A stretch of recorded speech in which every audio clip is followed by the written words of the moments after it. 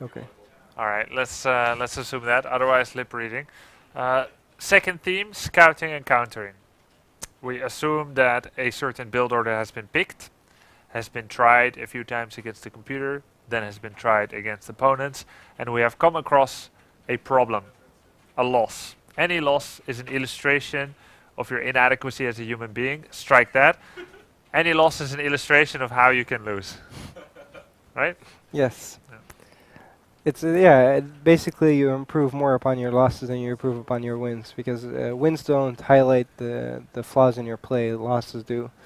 That's why oftentimes a lot of foreign players don't realize the chinks in their armor until they play against Koreans that play tighter and hit you at harder timings. Because yeah, you can learn as much from wins as from losses, but the human mind usually thrives on example, and there's no greater example than a loss. Uh, the yeah, when we look at a loss, usually what I try to do is I say, okay, I lost to this. There are no should haves. There are no should have ones and so on, because you lost. The game has no random damage, and you control to a certain amount how much rock paper scissors effect there is. You can start with a tiny disadvantage to make sure there's as little rock paper scissors as possible. So I always say, if you lost, you should have lost. You could have won, but you should have lost. We first try to determine, when you lose against something, what would have been the perfect counter if you had had map hack. If you can determine that in a replay, you know what you should have had, but you don't know how you should have got there. Now, how to get there, you just have to backwards engineer it. If, for instance, Yona makes 10 Marauders, and I'm Protoss, and I say like, okay, against 10 Marauders, I want 3 Immortals. Then we start answering questions.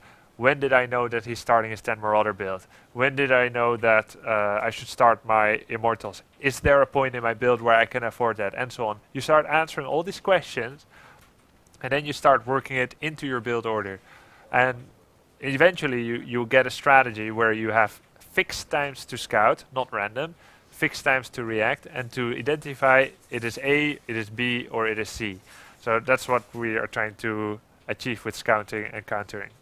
Yeah, and I think it's very important for players to understand that not everything is hard countered. So a lot of the philosophy behind StarCraft is not that Unit A stops Unit B or Unit C stops Unit D. It's a lot about how many units and what kind of mix of units do you need in certain situations, and how does your economy work in conjunction with that. So you don't necessarily always need the perfect unit. Sometimes you just need enough of the non-perfect unit. That's nicely put. One point that we get to is timings is the third theme. We are not there yet, but in that theme we will also highlight how the right amount of an imperfect unit can hit before they become obsolete. So we will get to that later, but for now we're going to focus on early game, scouting tools, scouting goals, gas scouting, identifying a threat, reconfirming it, maybe a little bit of denying scouting, as well. Yeah, well said. We have another PVZ coming up. The players seem to be roughly ready. It's going to be on Overgrowth. Ichiroku will be the Zerg player again, and the Protoss player will be RBVH. Rubbava. Yeah, and he requested to be called Rob. Rob. That's his name. Okay. Yeah, I think during the entire weekend here, a lot of the times teams will kind of take a little bit of another theme. It's not necessarily that we only stick to information stuck to that one theme, I guess, but it will just be the focal point of the conversation and the main focus at least. Yep. So I haven't spoken as in depth with RBVH, but I did have some time to look at his PVZ before as well. In the games that I saw in the pre-show, well, pre the show, he attacked pretty aggressively with +2 and blink as well, but with some Colossi, and it was in a situation where he could have won, but it wasn't strictly necessary to attack. Oh, yeah, I remember that game. It was on Ohana. Yeah, which means shut up. Which means family. All right. I told him he can freestyle. He can play macro. He can play all in. just whatever he thinks is the most glorious or fun or useful, because he Yes. knows he's going to be getting feedback on it. We also gave Ichiroku some feedback, Yeah, right? I gave Ichiroku not that much feedback on scouting and countering because I already kind of discussed the things he questioned about at least, which was what do you do against the blink all in, or what timing should I look for. And the main thing for Zerg, I think, is to realize when the cybernetic score finished. I don't know if this is for every Zerg player, but for me in my play when I was learning everything, a lot of my scouting improved when I realized that once the cybernetic score finishes, generally Protoss stores on their tech in PvZ. This was when only Forge Expand was viable, by the way, but even now it's still kind of the same, but when you gate expand, there's kind of a delay because you make the mothership core in the sentry before your tech sometimes. Yeah, okay. But generally, I really like the concept of thinking Protoss needs a cybernetic score in order to put down tech. So most of the time, the tech follows after the cybernetic score. So generally, when people ask me when do you scout, especially against Forge Expand, I tell them when the cybernetic score finishes, you fly in. Yeah, that's a great idea, because that would be the most efficient way of doing it. And if they are late, you scout too early and your overlord dies, but you did see their entire base, well, then you know that they're 40 seconds late with their tech. Yeah. That's not as scary. Or maybe they have a proxy dark shrine. Yeah, and then you just continue with your plan, and you don't make too many adjustments. So we see that he got scouted by a probe. He goes triple hatch again. Pretty greedy. Oh wait, huh? The pool and the hatch are same time. Yeah, but it's the. I think it's correct. It's still 310 both. That's that means. Oh no, I think he threw down his pull before his third hatch because he saw the probe moving across the map. Okay. Scared of a camera rush. Okay, so the pool is like a few seconds. Yeah, it's like 10 seconds So earlier than it's it could be. hatch pull hatch instead of hatch pull. All right. Okay, so the gases for Protoss seem okay. There they are. Yeah, there's like literally, besides Force Fast Expand, there's almost no decision the Protoss makes until Cybercore finishes. Yeah, and this is actually has a lot to do with Zerg scouting. A lot of people are like, how do I know what's coming? How do I know what to look for Protoss? I think a large part is realizing the way the tech tree functions and like actually realizing it, not just knowing it, but applying it in your gameplay that you know how it works. Sometimes StarCraft is so simple. Yeah. When you get logical. When you get like, obviously he needs this to do this, but in your gameplay, sometimes you can feel you can overcomplicate things a lot, and you won't get to the right answers that way. Yeah, exactly. It can be so simple if you just think that everything that you see, and you have the manual of StarCraft next to you, and you think it actually makes sense that they do it that way, and oftentimes it is that way. Except maybe in the very low leagues, the lower depths of hell. Okay, I'm curious. What does Protoss specifically need to look for Zerg early game with their probe and with their first few scouts? What are things to take in account? He saw that it was hatch. He did see that, right? Hatch pool. Yeah, and he saw no gas. Ideally, you would like to know when the Zerg takes gases. Usually Zerg takes it at their natural, but sometimes their main. Third, maybe not so much. And the queen could be trying to zone the probe out, but you could try to pop in again at this time, see if they're taking their gases or not. But it's not necessary. Yeah, and it's not reliable too.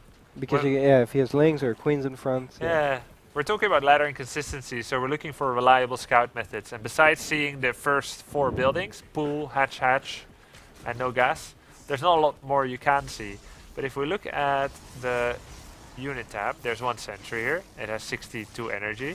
I think he made a sentry quite a bit too late. That's my gut feeling. I didn't look at it. But as soon as this sentry has 100 energy, that'll be the first scout. And it's enough. We look now, he needs 25 more energy. That takes about 34 seconds. So he can hallucination scout at 7:35. Which means by 8 minutes, he will have a full scout of the Zerg base. So we will check at 8 minutes what Zerg has and see what the Zerg could have revealed to the Protoss with that Halu Scout. Whether or not he does the Halu Scout is another question, but this is what the Protoss could have known and what he could have done to react. Okay. Ichiroku got a decent scout off. He saw Gateway start. He should have saw. Wait, hold on, let me see. He never saw +1 start though, which is I think the wall of Protoss is a very essential part in Zerg scouting as well, because you see if Warp Gate's getting Chrono boosted, you see if he starts +1 or not, and you can possibly see the gases. So I think that's a flaw in Ichiroku's play. But he did get in with the Overlord, and he only saw 3 gates starting. And if he would have scouted the front, he would have known that it couldn't be tech early because the +1 was started. Ichi went for very early gas again, very early 4 gas. He also made oh, nice trick, Oracle. He's making spores for it. Does he realize it's fake yet? And cancel the spores? Not yet. Yeah, he does. No, yeah. he cancels them. But the thing is, he's at 47 workers, so he kind of killed himself already. He has started to play worse economically because he always had too much money in the last games. I think a big part of it too is he made a Spine, Roach Warren, and a bunch of Roach Ling when he saw the 4 gates starting. He was anticipating an all-in, even though he only saw 3 gateways and no extra information. So in this case, it's not that weird to have 4 gates now. No, exactly. But in this case, he was so afraid of a push, I guess, that him seeing the 4 gates put him into alert mode or panic mode and started to over-defend. And now he's only a few workers ahead of Zerg of Protoss. Zerg is quite, I would say, behind at this point, considering the setup and the upgrades. Well, we forgot to mention what happened at 8 minutes, but had he scouted at 8 minutes, he would have seen 3 drones on minerals at the 3rd, full here, and no gases in the main. That's what he would have seen at 8 minutes, and very low worker count. So seeing that, we see 4 gas, low workers. We can know that the Zerg is going to get a huge gas bank, which means Mutas could still be dangerous, but we also know that his economy is quite shit. Yeah. And his amount of units at minute 10 or minute 11 is going to be way lower than if the Zerg had aggressively drawn towards 9 minutes. That means that an attack could surely work. When we speak about scouting and countering, basic units would be fine, just Stalker sentries. Against low amount of Roach Ling, you know you don't need Immortal, Colossus, Void Ray, Mothership, Carriers, Tempest. Just Stalker sentry. So he could even go to 8, 9 or 10 gateways and just stay at 55 workers and attack, and it would for sure work. But instead he's doing what he always does, which is to go for Colossus +3. Still probably will work quite fine, even though he's a little low on gas at the moment, but it's not directly the correct thing to do against what the Zerg was doing had he scouted. I think for Zerg, it's very hard from this position because you're stuck with a lot of low-tier units that don't really serve a purpose later in the game. So Zerg almost feels obligated to actually go for some kind of all-in or push when they make that many units. And he is doing kind of that, which I like because it's making the best of a bad situation. Yeah.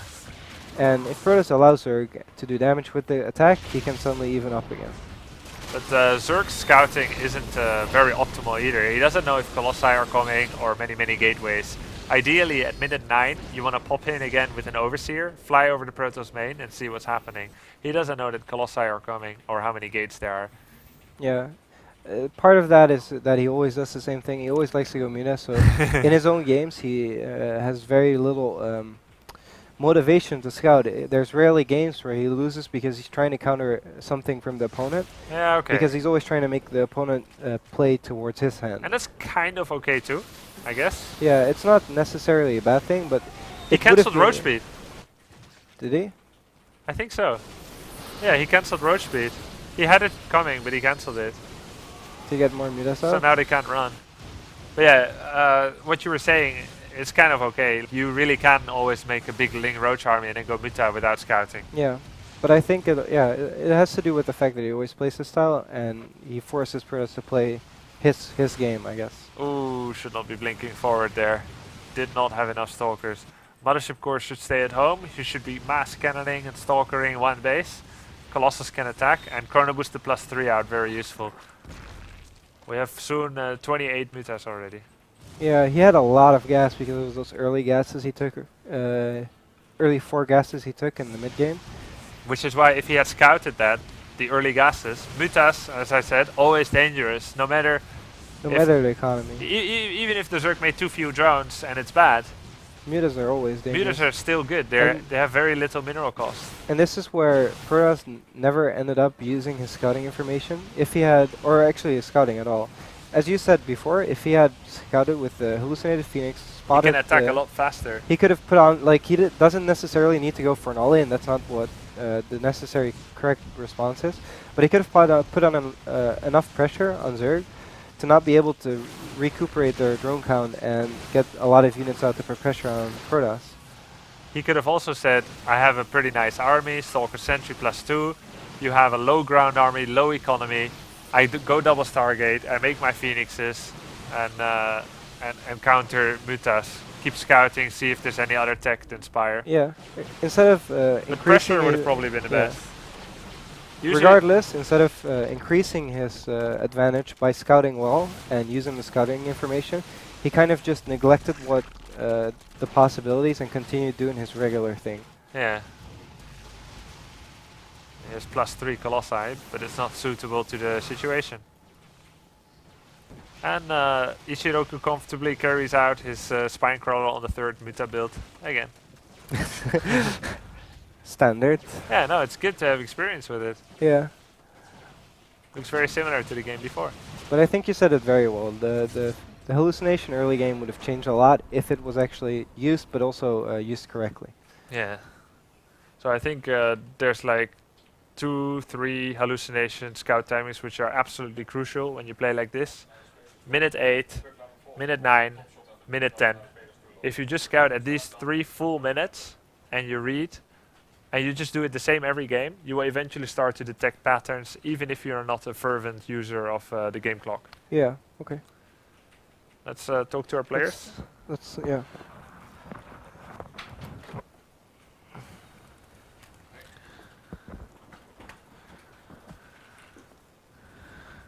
You guys? Yeah. Okay. Okay, so first of all, I think this game you scouted at the correct time with your overlords, but you never really took the information into account correctly. You saw 3 extra gateways from Protoss, which is actually not that weird. But for you, the 3 gateways kind of alerted you like, oh shit, he's gonna attack me or whatever, so you made a roach horde, roaches, a spine crawler. And by the time you realized it wasn't that, you actually were very far behind. You were on equal drone count with Protoss on the moment you're supposed to be 10 drones ahead. So I think especially with scouting, scouting the front of Protoss and seeing if they're chrono boosting warp gate or if they're chrono boosting +1 is a bigger tell than if you actually see gateways or stuff scouting with the Overlord. The main purpose of the Overlord is seeing tech structures, not gateways. If you see a Twilight, you should freak out, or not freak, but you get the point. If you see a Robo, you should freak out. If you see a Stargate, you should not freak out. But Or 7 gates. Or 7 gates. But Yeah. when you see a few gateways added, that should kind of be like in the back of your mind. You kind of put it in the back of your mind, and you keep it in mind, but you never really react to that immediately. You might want to go, he has some gateways, let me send some links around the map and see if he's doing something. Or let me check the front if he's starting +1 and starting, or if he's chrono boosting +1 and chrono boosting gateway. Or let me check his third and see if he's taking a third. It should kind of alert you to do other things, but it shouldn't make you react to it with your units immediately. Yeah. So I think other than that, the Overlord timing was good, but I was really missing the links on the map and at the front of Protoss's base checking things. Okay. Other than that, I think once you made the Roachling, I think you made the correct decision in making a lot more Roachling and putting on some pressure. It allowed you to stay alive if he didn't attack earlier, and it also allowed you to create a comeback by putting pressure and getting your mutas out. And other than that, you played a very clean game, actually. One more thing would be, once your lair finishes, even if you're going to go mutas regardless of what you see, because I kind of feel like that's what you do, it still can't hurt to check with an Overseer to see if he's blindly making 7 Stargates. Well, I'm exaggerating, but if he's blindly making a couple of Stargates before you're going muta, it might be a good idea to like change up your plan once in a while. It can't hurt to check with an Overseer. Yeah. Did you cancel Roach Speed? Yeah, I did. Why? Well, it was actually because I felt like my roaches were going to die. So I was like, well, I don't need this anymore. Let's just take that extra muta. Okay. I'm glad you have a reason, but I think there's more value in letting it finish. and keeping your roaches as a threat, kind of like a jab punch, because roachling do a lot of damage to buildings, can really help in the base trade, and they make his movement less secure. Once those are gone, he can literally split up his stalkers to 4 places on the map and deny mining and spines everywhere. If you had done that, you're dead. But if you have like some roachling, you keep them alive, because they didn't really do that much. No. Just keep them to the right side of the map, let roach speed finish, and then use them to base trade too. Or to sandwich with all your drones, mutas come home and so on. I think there's more value in it. But you've got the base trade style down, but I think that's a really crucial element to have a ground army as well. Yeah. But nicely played. Thanks. Good point. Yeah. Hey Rob, what do you think? Well, Oh, Mike. so is it on? Yeah, just keep it close here. So I was pretty confused because I saw a bunch of roaches and lynx at the beginning of the game. Yeah. I just heard that he thought that I was doing something aggressive, which I wasn't really. But yeah, that kind of confused me. And then after that, I think I was expecting the mutas to come. I didn't actually see the spire, but you know,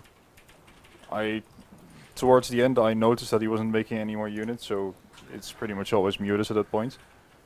But yeah, my muted defense was pretty atrocious, and I think I moved out too late. I think that's mainly what the reason that I lost. Okay. Did you remember, I don't know if you were listening for the first segment, it's nice to try and defend a single base. Right, yeah. It was nice when you clean up the roaches, and at that point you want to amass as many stalkers as possible, but not in your main and your natural. So you see where the mutas are going, they went for your main. Ideally there's like an emergency action plan when mutas come. Step 1, pull all the probes to your natural. Step 2, mothership core stays at home. Step 3, warp all the stalkers in your natural and don't go up the hill, and also don't blink up the hill. And then you start adding cannons at your natural, which means if he wants to deny another base of income, he has to either fly around your natural, go to your third, which gives you time to react, or he has to come to your natural where all your defenses are. Try to defend the second city wall, not the first. Right. And then you could have had a chance. I should be attacking though, right? Yeah, Same time? but and one Colossus is okay too, although I prefer you bring it rather than leave it at home. Yeah, I just completely forgot about it. Attacking is okay, but you do have to be flexible. You can't have as a golden rule to always attack. Sometimes when you did, like economically he's not super sound off, you can also get a lot of stalkers, start your cannons while you're still at home, and then move out with already 15 cannons on your natural. Right. Then you don't even have the panic, the concern, because you're already ready. Yeah, if you're not planning to hit a timing and mutas suddenly arrive, it's probably not a good idea to go all in. Yeah, you can't knee-jerk all in usually against muta. Usually you go move on the map, stand near their natural. When you see Spire just finished or is halfway. But if the mutas get to your main and you're surprised first, it's best to try to consolidate your bases first, maybe. Okay. Yeah, like even if you only have 40 probes, even if your economy is not that great, try to stabilize on at least 1 or 2 bases and make sure you're in a position where you can base trade and then try to go all in. But I think if you're 40 probes, you already Yeah, lost okay, the but mutas. if he's on low economy or whatever, there are still games that I lose, even though I'm in a decent position with my muta count, where if Protoss manages to stabilize against the mutas and then goes all in with a lot of stalkers, because the entire time they're defending, they're making more and more stalkers, and I just can't break the defense at one of the bases, and they go all in after that. They're happy when you blink under them with marginal amounts of stalkers. Yeah. It makes it very difficult. How do I defend 2 bases? Well, you only need to defend 1, but he only attacks 1 at first, so you will have 2 for a while. And if he really goes balls to the wall, you will end up with 1, but by that time you already killed 3 as well. And you have better upgrades. So you can beat 25 mutas with 20 stalkers and some cannons. Right. Okay. Finally, I think you executed the starting build very well. I think you have solid mechanics and build order build up. The probing was nice, maybe a little bit extra probes on your third if you do decide to go full. Yeah. One thing, you still seem very busy with the build. Try to have 3 set scout timings, 8 minute, 9 minute, and 10 minute. The first one is with your first sentry when your third sentry comes out. Okay. Once your third sentry finish, have that as a mental marker. Halu scout Phoenix preferably, not Void Ray, to scout the opponent, and then you see how many gases, and make a plan for yourself. If I see 2 gas, then if I see 3 gas, then if I see 6 gas, then. Okay. Because in the end, you have to say what's the difference: 6 gas, 3 gas, 4 gas. I can tell you now, or you can make your own plan. But at least if you have a plan, you can just say always when I see 6 gas, I go 52 probe all in. That's a pretty okay way of doing it until it doesn't work for you. And then you scout again at 9 minutes. That's when you will see their tech for sure. And at 10 minutes, you see their units pop. So 8, 9, 10 against Zerg. All right. Yeah. I will try to do that. Nice. Let's play one more. Yep. Well played, guys. Good luck for the next.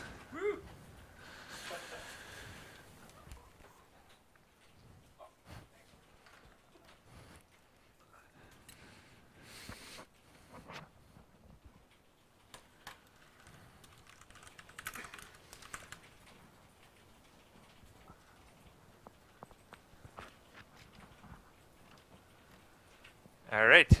We are back. We're going to be playing on King's Sejong Station. Ichiroku versus Rob. Rubve. Rubve. The theme is scouting and countering. And we'll see if they can both do some extra scouting. Maybe see if maybe we can have a second pop in with an overseer, C7 gate or DT or Stargates, and maybe we have some extra hallucination scoutings. For Ichiroku, I really would like Lings on the map and him checking the wall off and stuff like that. That's true. He didn't have Sonaga vision often, didn't check for thirds. Yeah, and it's kind of like, I feel like Zerg early game, you always, even I spend a lot of attention to how many drones are where and when do we take gas here and that. I feel like that's kind of I wouldn't say more difficult for Zerg, but just while playing Zerg, it asks a lot of attention to do your economy as perfectly as you can, because I do feel like that's a big part of Zerg's strength, but also like what's difficult about it.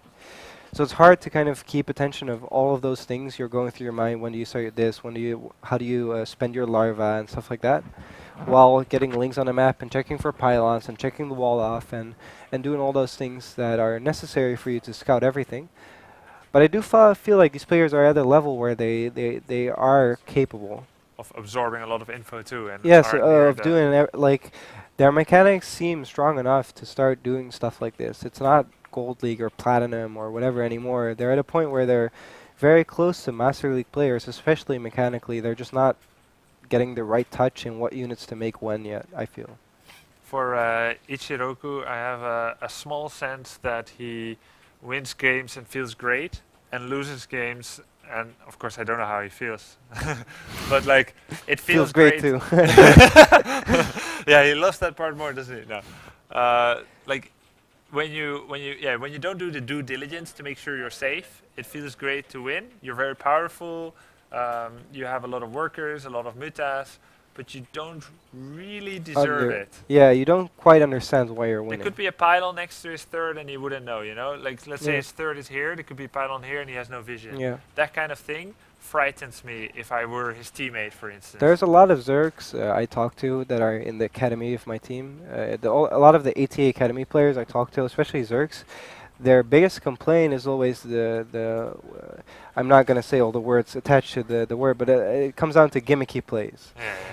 And they get really frustrated every time something goes wrong, every time there's randomly DTs popping up, or every time there's randomly cannons finishing at the third base, or they're randomly getting immortal, and to them it almost feels like Protoss is playing dishonorful. They're not playing the actual game, and they're a victim of the build order picked against them. But ever since Ayur fell, Protoss has no more family to dishonor.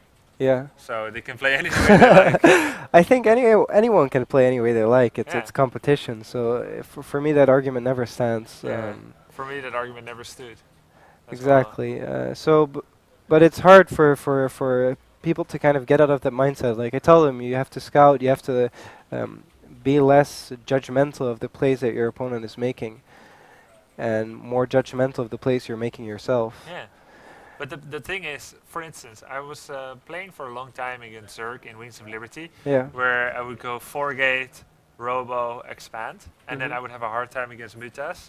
Yeah. And at some point, I had this truth for myself that making an early robo is part of a normal build. Yeah. But in fact, it was part of a normal build that deals with a meta of mass roaches. Yeah. And actually, you could say the robo is not part of the normal build. It is actually disadvantageous against muta play, and it's advantageous against roaches. Mm-hmm. So you feel great against roaches because Yeah. you've got 3 immortals ready, but you feel bad against mutas. Now, if you believe that you're playing standard, whereas you might not be, then you will grow very frustrated and say mutalisks are OP. Yeah. But another guy who always goes Phoenix, he's like, well, I have no problem with Muta, mutas. I but believe roach roaches are OP. OP, Yeah. So It's a good point. there are even much less obvious things, little deviations in your play, that can lead you to believe that certain things are more difficult. Hey, I like this wall. Yeah, it's very clean. Yeah, I might use it. But there are certain things that are indeed choices by you, which you don't even realize are choices. Mm-hmm. Yeah, this is very true. Like, I was just in the perspective of sort of how scouting can influence it, but it's also very true that the dishonorful play could just be a play that you feel is too strong to deal with. So we see an earlier gas now from the Zerg, but he's only mining with 1 drone. That doesn't make sense. It makes sense as Protoss, but not as Zerg, because there's 1 drone in the extractor. You would want... Oh wait, never mind, He sorry. already started He started speed. speed already. Even No, this against makes perfect sense. Against Terran, this would make more sense. Against Protoss, you delay your lair for so long and you try to get a third up earlier. You don't but, actually. Revival does this too. Hatch, gas pool, and then and then 1 drone keeps in. one in You know, you can make layer quicker like this than usual. Yeah, I guess. I'm not that fond of it, but You can make it at like 6:30 or so, 6:40, which is like a good 20-30 seconds earlier. I like it. Okay. But Okay, so it's an option. Whatever, option, it yeah. works. I don't personally like taking gas early and keeping mining. I prefer getting like as much drones as possible against Protoss because I feel like that's where PvZ strength lies for Zerg. Yeah, but this is like the safe style. Yeah, well, I think it's a different approach. It's the tech approach rather Ah. than the economy approach. Yeah, okay. It's not necessarily safer. It can be safe or less Yeah. safe. Against different things, it does different things. Against certain all-ins, you have quicker tech, and that tech helps you out. Against all-ins, so it'll be stronger against that. And against other all-ins, you just want bulk, and you're not capable of producing the same amount of bulk because you've been teching quicker. Okay, fair enough. Fewer larvae, quicker tech. Yeah. And the larva can mean either more units or more drones, normally. Yes. So with this build, you don't have as many units if you would want them, and you don't have as many economy if you would want it, as for a non-gas build. But you get the quicker layers. So that means, relatively speaking, Ichiroku should be leveraging a quick tech to his advantage. It can be quick roach speed, Yeah. or it can be Hydralisk. Yeah, Muta doesn't seem that logical that quickly, because, He can't with 3 gas. yeah. If he takes all 3 gas now, he would just have enough gas to start Aspire and start like 6-8 mutas. That's possible, but he would have to take all of them now, and I don't think he has enough drones to Yeah, justify this that. looks a lot to Roach Max to me. Yeah. He got the Roach and Evo chamber kind of at the same time. His lair was quick. So he's he'll not- just he's not- start. Yeah. Yeah. He's still droning, but he's not taking all of his gases. This looks like a Roach Max all-in kind of build. It looks like a very specific build from the start. Yeah. And this is actually good for the topic right now because Protoss needs to find out about this. Yeah. There's no amount of scouting necessary for Ichiroku. Even if he gets blindsided by Dark Templars, with the build he has, he can make so many units. He already has Lair, he can make Overseer. He should not take too much damage. But the Protoss definitely needs to scout. So, 8 minutes, nice scout timing. It's only a little bit late. He sees only 5 workers. At this time, there could be 16, but he sees only 5. He pops in here, he sees a lot of drones come out, so he knows he does not get attacked soon. But something weird, there was a lot of drones at the same time. And if he paid a lot of attention, he could see that the Roach Warren is bubbling, 1 Evo is bubbling. So he could know Roach speed, Roach attack.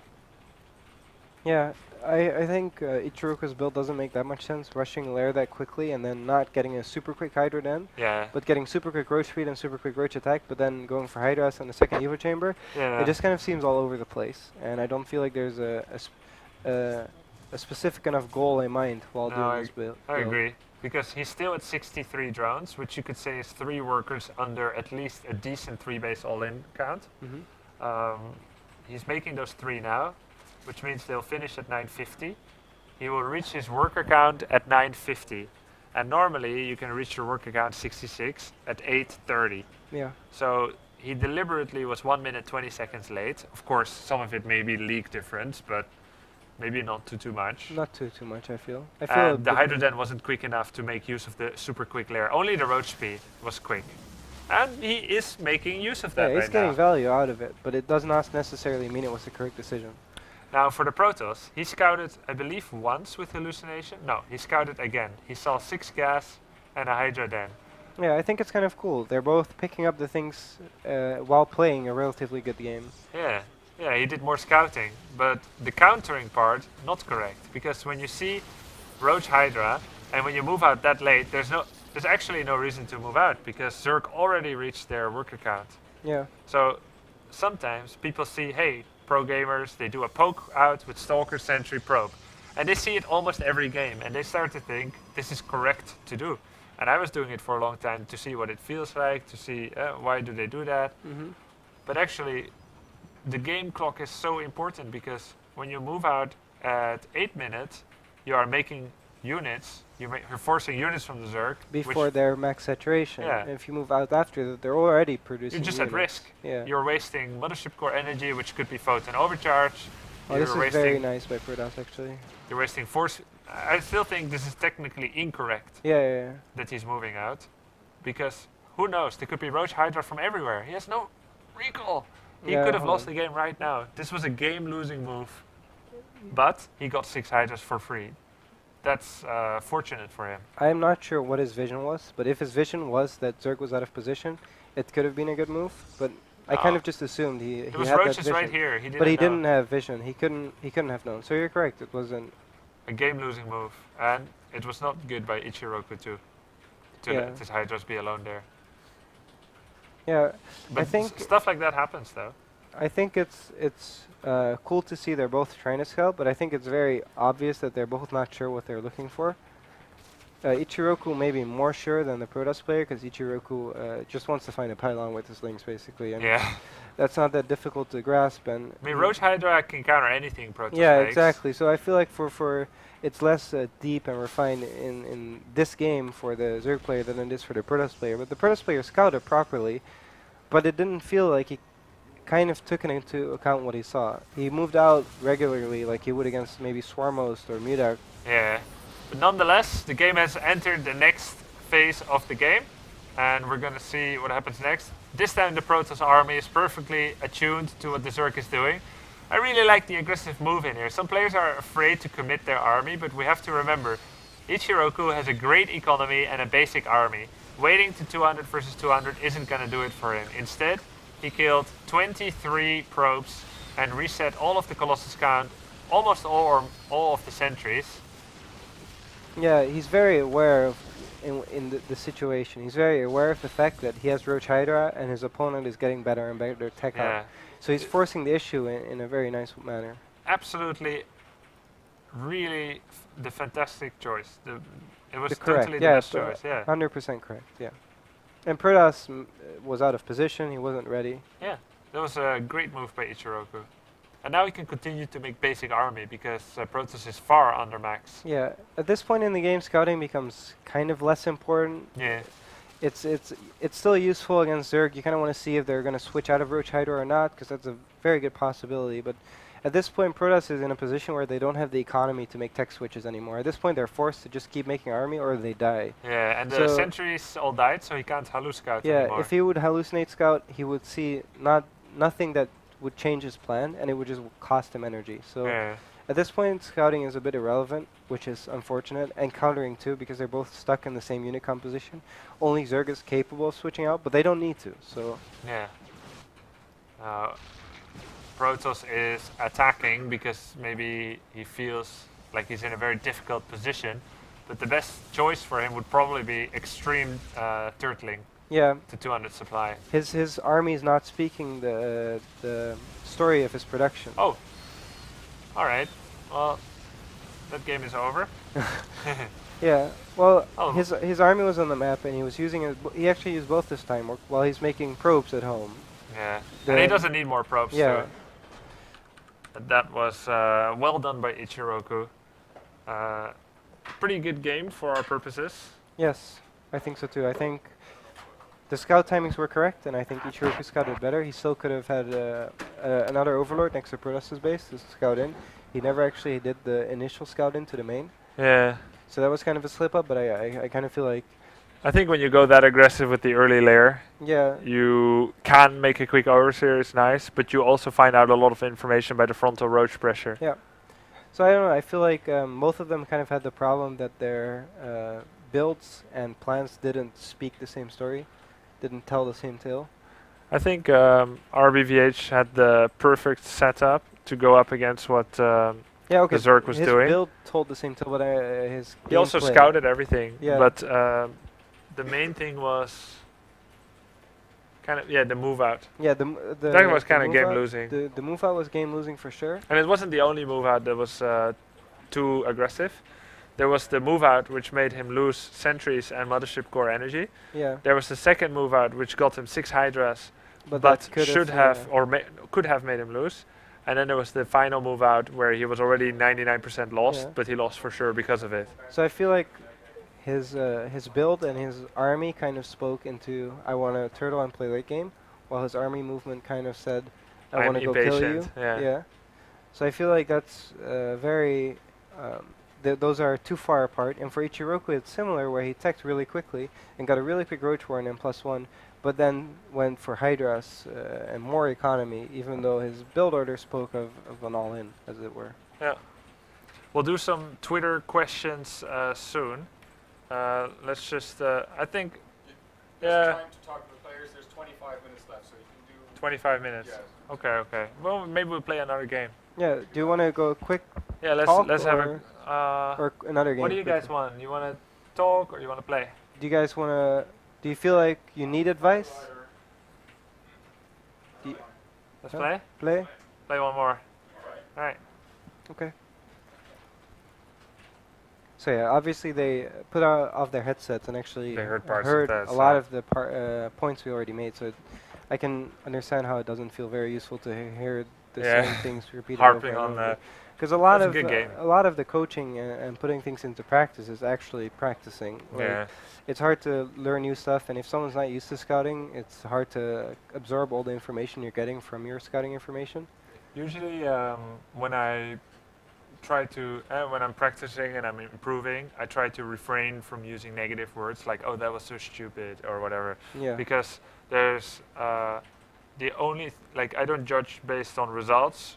I don't judge based on pride or whatever. Mhm. I just say, if I can adopt one or two things that I'm trying to adopt, that's enough. Mhm. Even if there's other mistakes, like improve one or two things at the same time.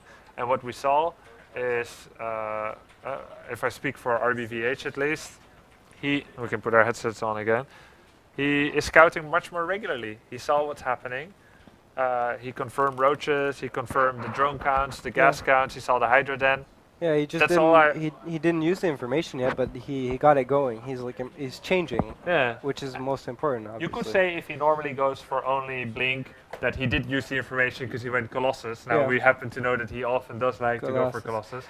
Colossus. Just if I would say one thing, I would say counsel some caution because he's moving out too much and too late. If you want to move out to make the Zerg uncomfortable, you usually have to move out when you feel uncomfortable. Mhm. But when you're comfortable to move out, Zerg's comfortable, man. Yeah, I think part of him moving out was also kind of like too much what ifs in his mind. What if he does this? What if he goes this? What if he goes this? Maybe I just have to attack him, or maybe if I can't leave him alone for too long because it's Patience, something. young one, right? Because it's something we harped on with against Muta play, that timings are very important. So in his mind, he's trying to hit timings and trying to understand what it means to attack before mutas are out, or like put pressure on Zerg. But it also made that he kind of became blind for playing passive. And even though it's the way he likes to play, I feel. And you know what's funny too is like Roach Hydra it's like an old composition. Wings of Liberty, Idra, Roach Hydrocorruptor, just move up against force fields, you know, don't, and not too much teching. But sometimes I make that mistake. When a composition is bad, you think it's bad because it's like sucks and it has no power at all.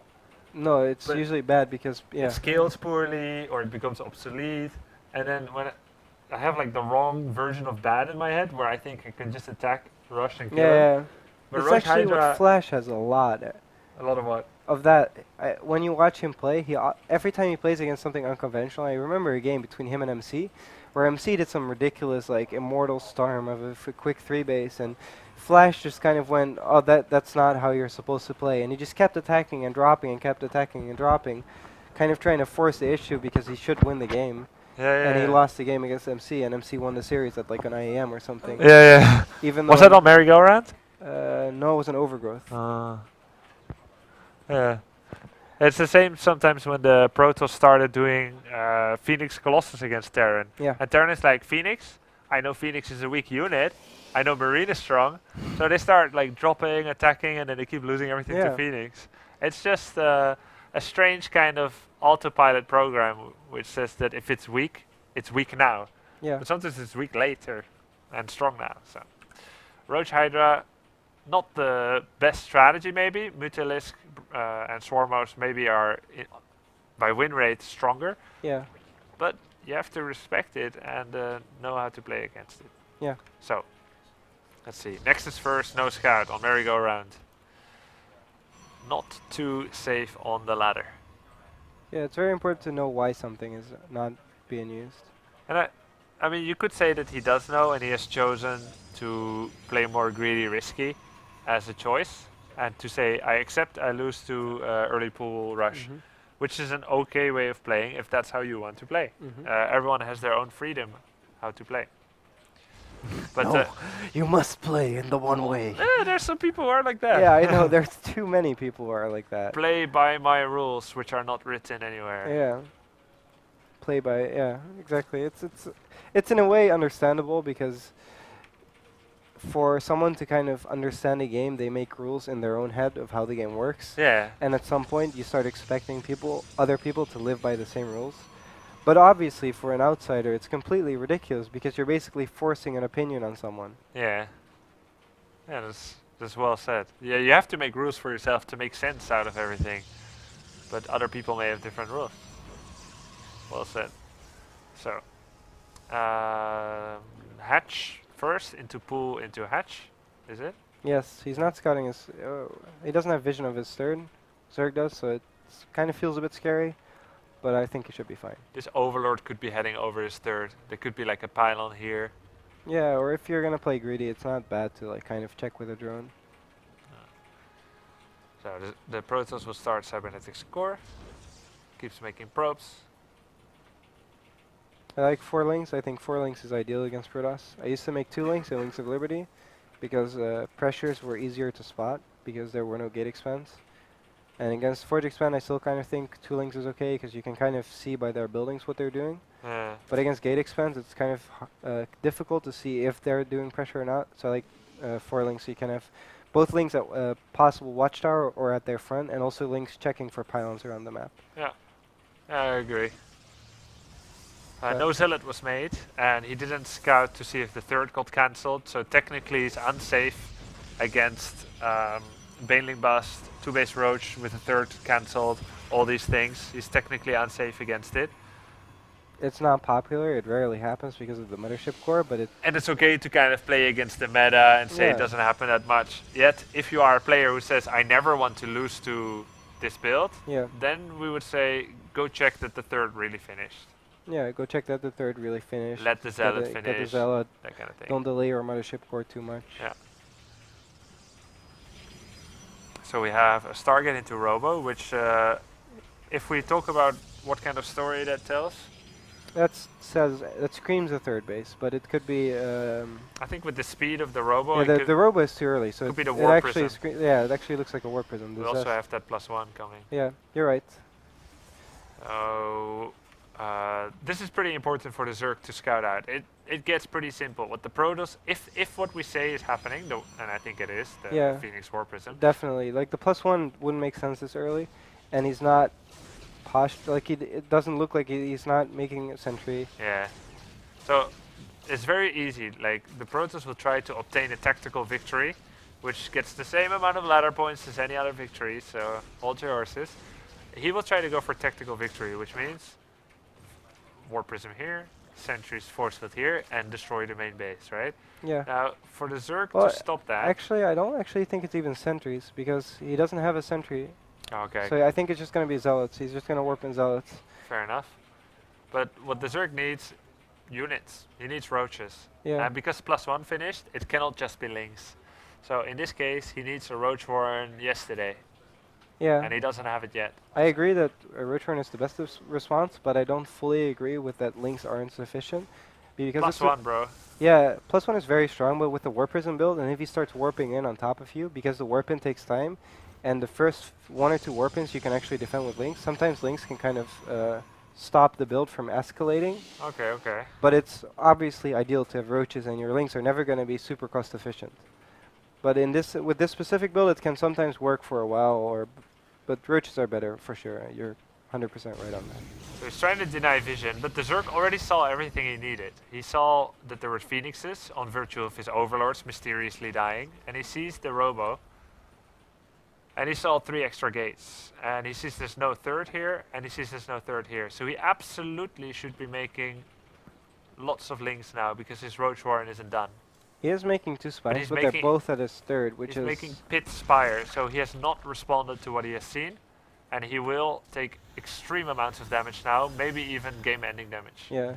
His roach warren isn't finished, so he needs to spend all his larva on links, which is very unideal. You almost want to kind of not use your larva and just wait for the roach warren in this case. At least the larva in your natural, like use the larva in your mating or third for links, but keep the larva in your natural available for production. So if the Zerg was like, oh goddamn, sorry for my language, but oh gosh darn it, evil, unfair strategies, Yeah. then we would say, no, all the signs were there, you scouted well, you had the setup, your Yeah. roach warren was too late, your unit production was too low, you diverged Yeah. into 3 different techs was too bad. And this was a pressure with something behind it, Colossus, lots of probes, and so on. Very correct. Yeah, I think that's a great point. I think Zerg had the tools he needed. Zerg saw what he needed to do, and he just didn't respond correctly. He didn't read the build from Protoss correctly. Seeing without seeing. Yeah, I think Zerg thought what I thought initially as well. Seeing Phoenix just somehow screams third base to every Zerg. And it's very deceptive when it's not a third base in this case. It seemed very obvious to me that he was gonna die. Yeah, Also without roach warren, I don't think links alone is enough, but maybe if you have tons and tons it can be, inefficiently so. yeah, I know. Like, I would never argue against you that links in this situation wouldn't have helped. I'm just saying that the War Prism build does not necessarily outright kill someone that only has links. Yeah, maybe not when it's with phoenixes first. Yeah, That's true. regular +1 zealots, yeah, of course, you need roaches, or at least spines or something. But Maybe because, yeah, the phoenixes, yeah, they delay it too much. You could have like lots of queen and defend, yeah, you have possibly. sometimes some people do this, and they come into your natural, and they don't have pre-warped zealots. The War Prism actually kind of finishes when the gateways finish, and their first warp in, their first actual units come out of the War Prism Right. at your base, and you have queens and links, and you can stop it kind of if you Yeah, had yeah, yeah. them preemptively built. Now, the Zerg was so greedy that he kind of stabilized. He still has 2 bases of full saturation. He's getting his 4th and his 3rd again. He's got a lot of corruptors, which when I see this amount, I say forget any Yeah. attempt at defending against against the Zerg Air. Stop Colossi, stop Phoenix Void Ray. Now, since he did let his 3rd Colossus finish, he has to protect them. It's too much of an investment not to. So he's got to make that Void Ray. I do agree with that decision. Yeah, it's kind of unfortunate for him to. He has to pull probes right away. You can't let them die for free like this. Now, he's got too many gates, like 9? Or? Yeah, 9 gates. Yeah. It's too much. 8, 9? Yeah, whatever, something like that. He's making a third now, and he protected his main after fashion, not making probes right now, which is making the damage that the Mutas did even worse. 12th Mutas soon. It really looks like Rob chokes a lot in game. He plays very well, he does his attack well, he's producing while he's attacking. And the moment something unexpected happens, he kind of just like gets flustered and starts messing up everything. So looking at, if he would look at his own play, he could look like, you need to start questioning everything. Like, it's best if you have a friend or a coach who discuss it with you, but sometimes you play by yourself and you can say, okay, I question everything. I'll ask why for everything. Why did I stop probes? Is it the right choice, yes or no? Why did I defend or attack, or all these things? And in this case, he should have kept making probes. He should keep making units. He could stop Colossus. Yeah, now he's on 2 base. He's got no cannon. Okay, nice. He learned. He learned from this, because I said defend 1 base for sure. 2 base is a bonus. He's cannoning up here. He's keeping Mothership Core at home. It's really nice. He could keep making Stalkers, maybe finish. Maybe finish. Yeah, he's trying. He's going all in, which I think is okay. Upgrades are decent. It's 1-1. He needs to turn on the Void Ray Overcharge. Prismatic Alignment, which he isn't yet. But this is a pretty decent fight. Mythos are going down. Roaches are all dead. More Stalkers coming in. I think he might have done it. I really hope he doesn't turn around now. Yeah, he can't turn around. Yeah, Not yeah. against 4 base, 58 drones. But this is a good attack, capitalizing on the low economy. I really wonder why Zerg engaged that early into the map. Like, Yeah. he Well, I think it's because he had so many Corruptors. He yeah, wanted- But he could have almost suicided them yeah, the in Corruptors on the Void Rays and the Colossus anyway. without ground support. Yeah, Because now the Colossus got shots before their death.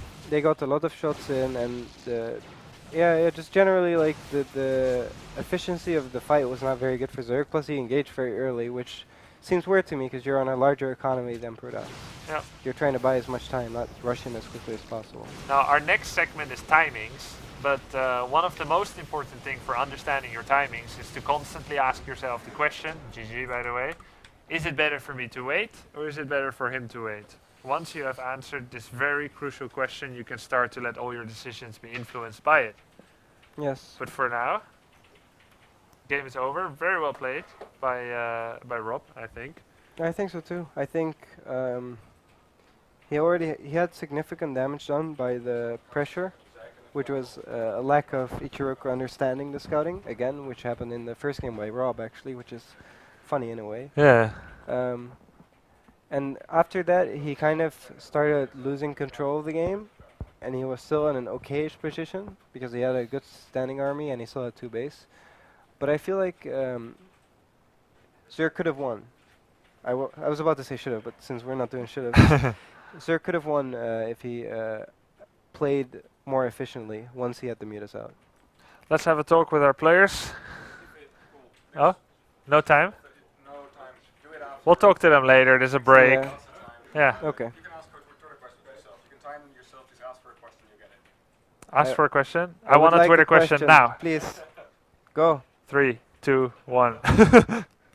Useless. Overstayed. Nice. All right. Cool. Hey, we'll talk to you guys later. Well played, both. Okay. Twitter question. Guus NL asks, as a Terran, how can I identify what the enemy Terran is going to do? Is there a notable difference between Banshee or Raven? Usually, when people make banshees, they tend to make cloak. And when you make cloak, I learned the green light in the tech lab glows. Yeah, that's true. Every building, I feel so much like tutorial center now. Every building in StarCraft 2 has their own animation. There's any kind of combination of moving parts and glowing lights. Find out how the difference looks like between a building that's not researching or building and that is, and you will be able to make some smart assumptions about what's happening. Of course, they could be getting Raven energy, but we always assume the most logical thing first. So if the tech lab next to the starport is moving, assume Banshee Yeah. Cloak. Hope it helps. I think I have a quick question. Go.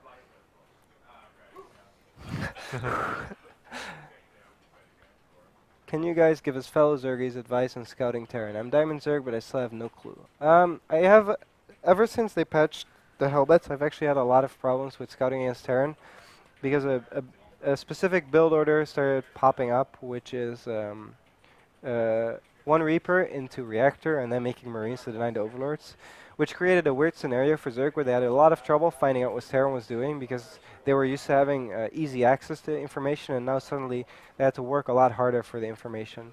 And part of what I do now is kind of blindly prepare for some builds and try to scout at around 6 minutes. I think scouting around 6 minutes is very good against Terran because then that's where the third CC guy kind of goes down, or the starport kind of goes down, or let's say the second factory could be started. So let's say you send in an Overlord at 6 minutes. You know you're gonna lose it. You start making a new one. Yeah, you prepare for losing the Overlord. You see a starport. You see- What is the immediate thing that you do physically and that you mentally prepare? Okay, if you see the starport, it's very important to recognize what kind of starport it is. If he's still producing Marines and Hellions, it's going to be probably a Hellbat drop. If he's making a reactor next to the starport, preparing for the switch, you should prepare for Banshees, make an extra Queen, add spores to your A bases. reactor next to the starport? Tech lab, sorry. A tech lab next to the starport. You make an extra Queen and you make spores to defend the Banshees and the Hellions. And you still you always make a bailing nest at like 630, 640, and you still let that finish in case it's like a Hellbat Banshee. It's not that popular anymore, but it happens. But generally you should be okay with just Queens and spores. Now let's say you scout at 6 minutes, you see nothing. Do you assume third orbital or do you assume starport? Which one is safer to assume and to be ready for? Obviously, making spores won't kill you against the third orbital, but if Terran plays perfect on high level, it will kill you, because if you invest too much and they're playing too greedy, their first medevac timing is going to hit, and you're barely going to, or you're going to have a lot more trouble with defending, and every push feels a lot more difficult to deal with, which can oftentimes on very high level end up losing you the game. But So do you make a decision, an assumption? Or yeah, I think you have to make an assumption. I think, especially in the lower leagues, it's safer to assume it's Banshee and just make at least 1 or 2 spores. Kind of do prepare for it, but don't fully blindly prepare for it. Don't protect every base, but protect the most vulnerable bases, and then play from there. Okay, thanks for your question, guys. Do we have one more Twitter question? Hendronimus asks, is it correct to assume in a TVP that a one gas scout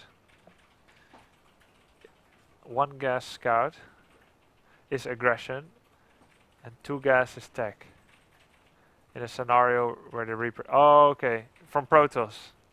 Yeah, so Terran you scouts are, Protoss, you are Terran, you go Reaper, you lose it early, which of course you probably know you shouldn't, but if it does happen, I think it's correct to assume that you have to use a scan.